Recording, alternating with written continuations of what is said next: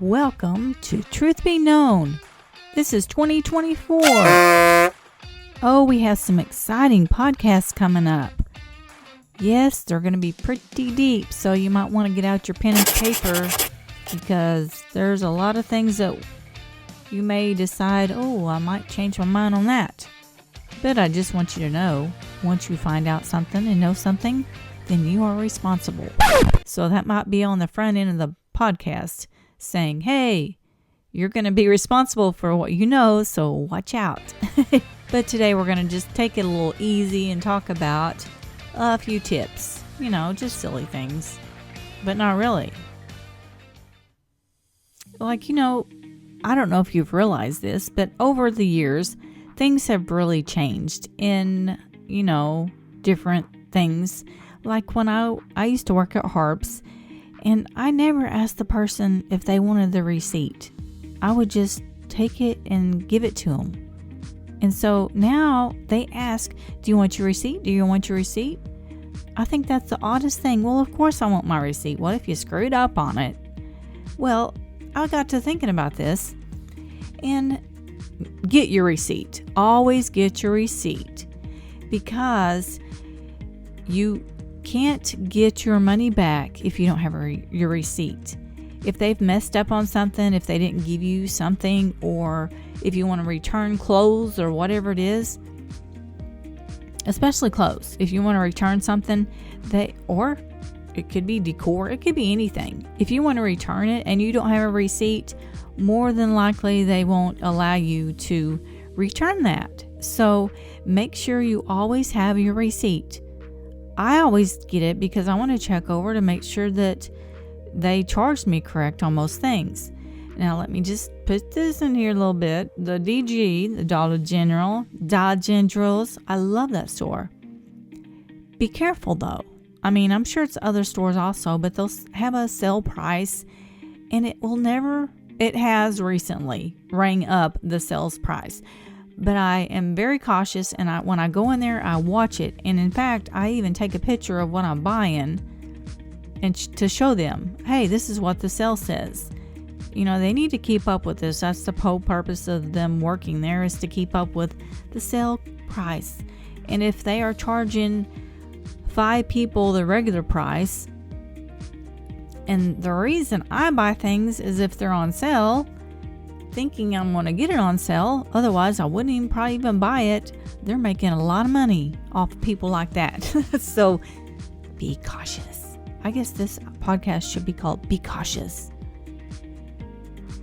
Also, let's talk about social media a little bit. Be cautious of who you respond to on social media. There's people that say that their animals are lost, and some people are trying to sell things. Be cautious, because I've even noticed people, and it's kind of odd because it's a lot of people moving to our area in over the winter months or whatever. Why would anybody want to move during the winter months? But yes, it does happen. But I'm saying be cautious, because people are like, oh, I'm going to move there. And tell me where you go to church or whatever, which is good. But some of these people are wanting information from you. Some people just pour out their hearts and they just say, hey, my kid goes to this daycare, and hey, I go shopping at this store, and hey, I do this here, I go to church over here. And they just kind of let the person know everything. Now, let's think about this for a minute. You are not just telling that person, even though you truly don't know if this is a person, or I guess they have a name for them. I can't remember the name though, where they get on there and they are not really people, but they want to dig for information. But you're not just giving them the information, you're giving every person that is reading your post the information. Maybe I'm just not very trusting in some people, but you can't believe everybody. You can't trust everybody. You have to have some discernment on information that you give out to people. Just be cautious of who you give information to. Not everybody is who you think that they are. And you don't have to tell them your whole life story. In fact, the first thing you do is go look at their profile. When you look at their profile and it doesn't look fishy, and that means to me, if there's one picture, if they have one friend, that's a little fishy. And the reason I'm telling you this, I don't want you to be scared or fearful of people, but just be cautious of who you reply to on Facebook or social media in general. There was a couple that posted a house that's VRBNB or whatever that's called, where they, you rent people's house and you stay there for a week or whatever. Well, this couple said they had one. They needed someone to rent. And they wouldn't respond to a lot of people. But then one couple actually got to go look at the house. But they said, you can't go in the house because they didn't have the keys to the house. It wasn't even their house. They said you have to peek through the windows. Well, okay, by that, they say, okay, these people are just trying to, get some money. So people are just coming out of the woodwork. They're thinking of all these ideas.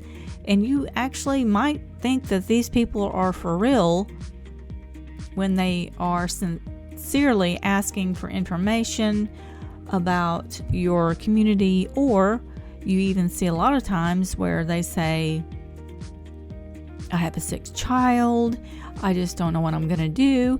There are people, though. This is the deal, that there are really people that need help. But mostly, the people that need help are not the ones that are asking. It's the ones that don't. But anyways, just be careful about who you give information to. Be careful who you help. There are people that need help. Help the ones that need the help. There are places in the community you can go.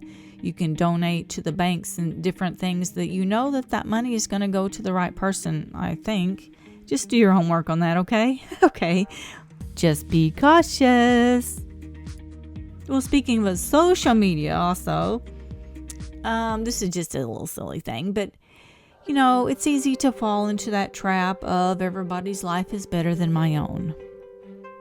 Truth be known, everyone's life is not as perfect as they may make it on Facebook or Instagram. People always post the best of their world. They never post the crying kids or the messy house and the dogs barking all day and the frizzy hair. They don't do that. They post the best of themselves. And the best of themselves might actually have some things inside them that is not the best. And in fact, most people that are so busy posting about stuff such as birthday parties and blah blah blah, or even vacations. Let's take vacations. People are posting big time about vacations and the fun they're having, blah blah blah blah, and they're showing all these pictures, and I'm thinking, what about their family? You're so busy posting about what you're doing that you're really not even enjoying what you're doing, because it's not about, it's almost like there's a competition going on of who's going to have the biggest, more fun, expensive vacation, or who's going to have the biggest birthday party, or all that stuff. Man, I'm so glad I didn't grow up like that.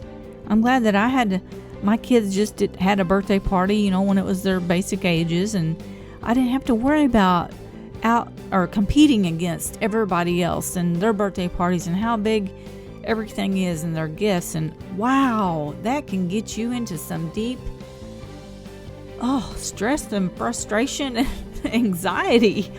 And people wonder why they have that these days. Well, that could be the cause of it.